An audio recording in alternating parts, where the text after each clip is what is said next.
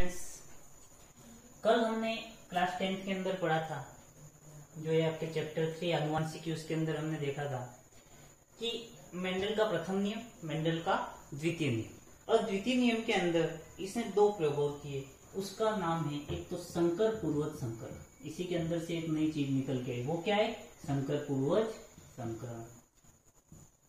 इस संकर पूर्वज संकरण को हम बैक क्रॉस भी कहते हैं, अंग्रेजी में बैक क्रॉस भी कहा जाता है।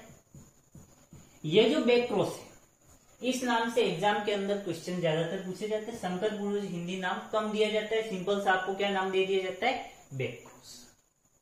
तो हम सबसे पहले समझेंगे बैक क्रॉस होता क्या है।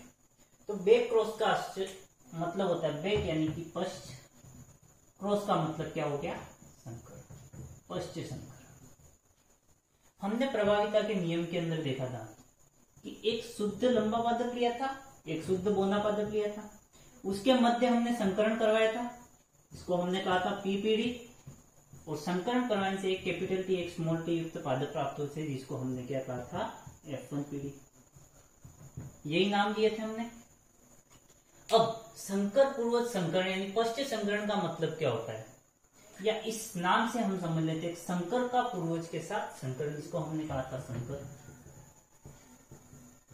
ठीक है, संकर पूर्वज संकरण यानी संकर का अपने पूर्वज के साथ में संकरण, यानी ये जो आपको पादप प्राप्त हुआ F1PD में, उसका अपने पूर्वज के साथ में संकरण करवाना क्या कहलाएगा? पश्च संकरण या बैक क्रॉस। तो पश्च संकरण या संकर पूर्वज संकरण का मतलब क्या हो गया कि विषम युग्मजी पादप का,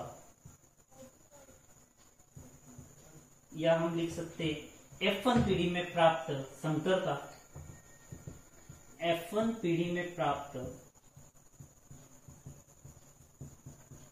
F1PD में प्राप्त संकर का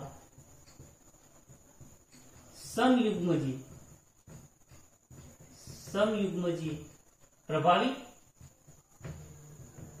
समयुग्मजी प्रभावी अथवा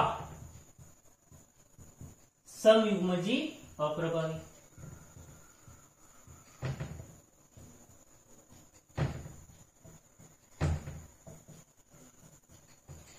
F1PD में प्राप्त संकर का समयुग्मजी प्रभावी यानी कि शुद्ध लंबा, अथवा समयुग्मजी अप्रभावी पादप के साथ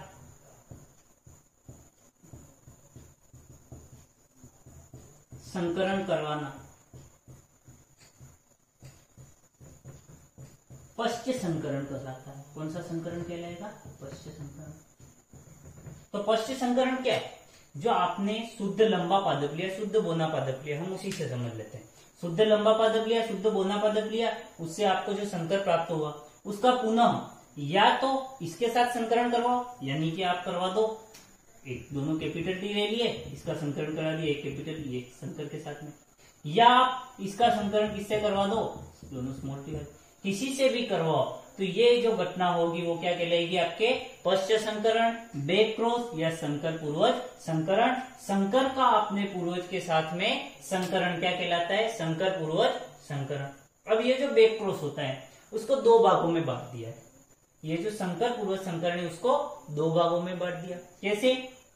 तो एक तो हमने लिखा समयुग्मजी प्रभावी, दूसरा क्या लिखा था? समयुग्मजी अप्रभावी। ये समयुग्मजी प्रभावी, ये समयुग्मजी अप्रभावी। समयुग्मजी प्रभावी ये रहा, समयुग्मजी अप्रभावी ये रहा। समयुग्मजी का मतलब होता है कि दोनों के दोनों युग्म विकल्प क्या होंगे? समान होंगे, या तो दोनों कैपिटल टी होंगे या दोनों स्मॉल टी होंगे। तो अब जब संकर का संकरण प्रभावी के साथ में हो रहा है, समयुग्मजी प्रभावी के साथ में हो रहा है, तो उसको हम बोलते हैं बाह्य संकरण। कौन सा संकरण बोलेंगे? बाह्य संकरण। जब F1PD के संकर का संकरण किसके साथ हो रहा है?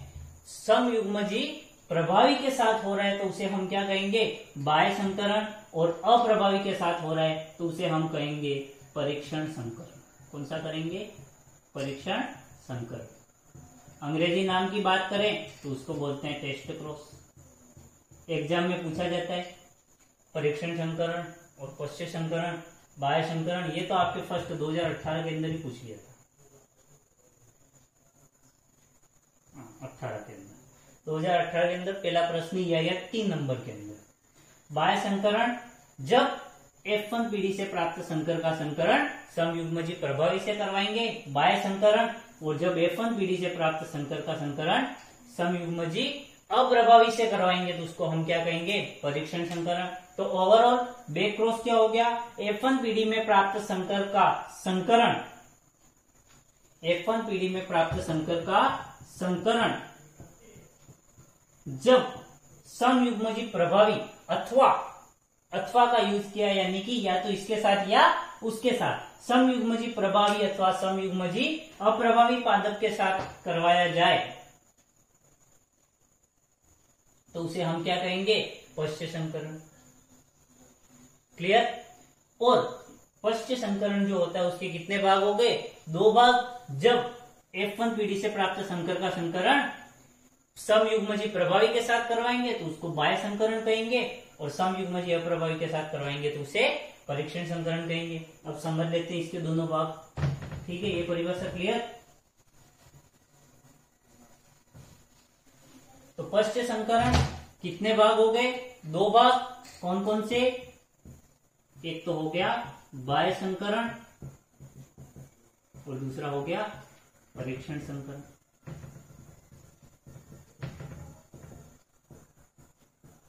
परीक्षण संकरण में क्या कराएंगे, बाह्य संकरण में क्या कराएंगे, प्रभाजी समयुग्मजी के साथ में।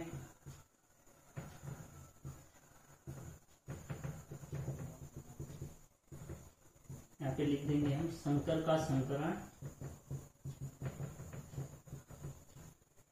प्रभाजी समयुग्मजी के साथ में, और इसमें किसमें करवाएंगे, अप्रभावी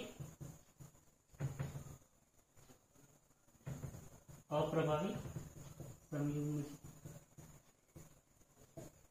यानी कि स्मॉल टी के साथ करवाएंगे दोनों तो कहलाएगा परीक्षण संकरण, दोनों कैपिटल टी आ गए तो क्या कहलाएगा, बाह्य संकरण। अब करवा के देखते हैं हम। तो फर्स्ट हम स्टार्ट करते हैं बाह्य संकरण।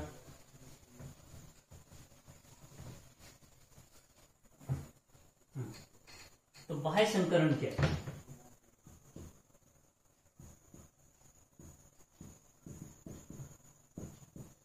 बाह्य संकरण हमने कहा कि जब F1 पीढ़ी में प्राप्त, डेफिनेशन आप लिख लेना, जब F1 पीढ़ी में प्राप्त संकर का संकरण समयुग्मजी प्रभावी के साथ करवाएंगे तो उसे हम कहेंगे बाह्य संकरण। तो करवा के देख लेते हैं।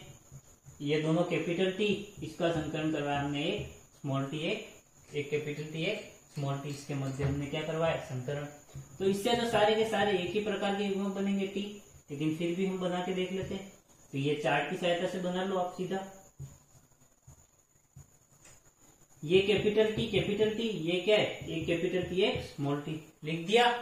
क्लियर। यहां से क्या आया, कैपिटल टी, यहां से क्या आया, कैपिटल टी, यहां से भी क्या आया, कैपिटल टी, यहां से भी कैसे आया, कैपिटल टी, यहां पर कैपिटल टी, यहां पर स्मॉल टी, इधर से कैपिटल टी, इधर से स्मॉल टी।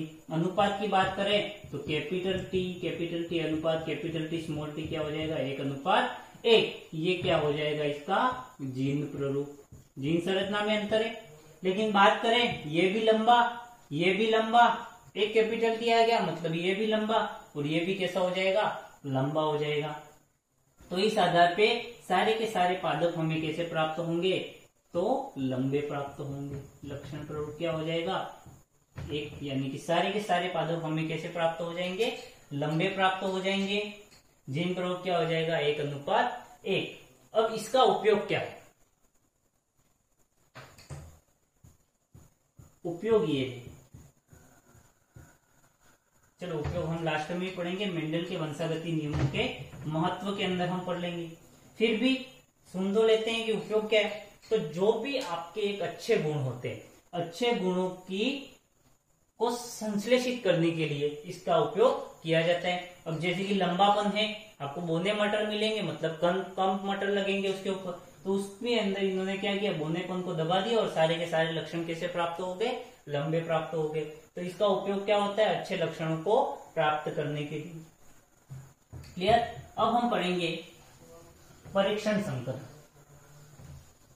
या जिसको हम कहते हैं टेस्ट क्रॉस।